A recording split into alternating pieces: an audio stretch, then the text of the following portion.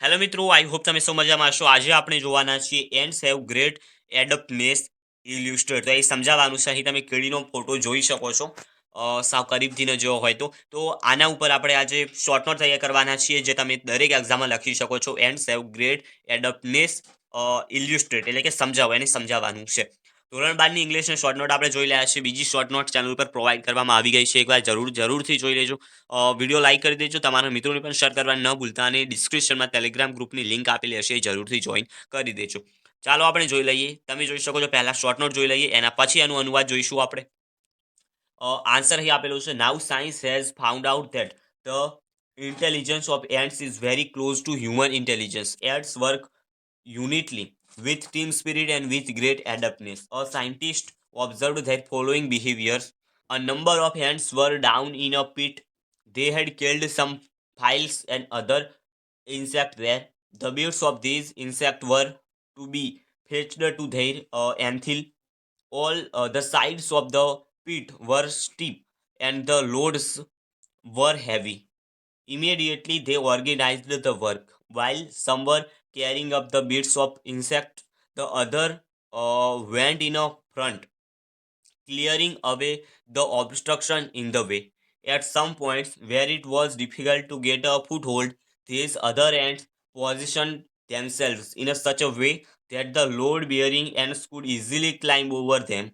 Near the top of the pit there was a small part of the way which was completely smooth and steep.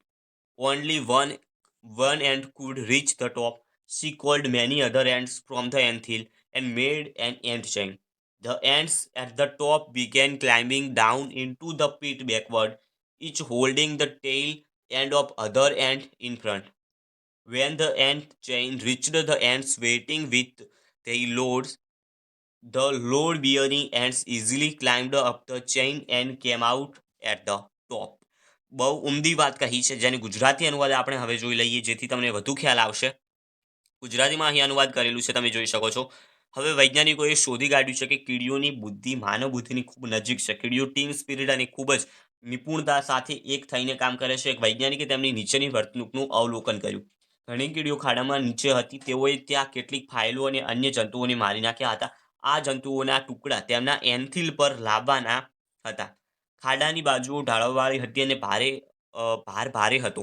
તરત જ તેઓએ કાર્યનું આયોજન કર્યું. જ્યારે કેટલાક જંતુઓના ટુકડા ઉપાડતા હતા, જ્યારે અન્ય રસ્તામાં આવતા અવરોધોને દૂર કરી આગળ જતા હતા. અમુક બિંદુઓ પર જ્યાં પગ પકડવો મુશ્કેલ હતો, પગ મૂકવો મુશ્કેલ હતો, આ અન્ય કીડીઓએ પોતાની જાતને એવી રીતે ગોઠવી હતી કે ભારે વહન કરતી કીડીઓ તેમના પર સરળતાથી ચડી શકે. ખાડાની ટોચની નજીક રસ્તાનો એક નાનો ભાગ હતો, જે સંપૂર્ણપણે સરળ અને ઊભો હતો.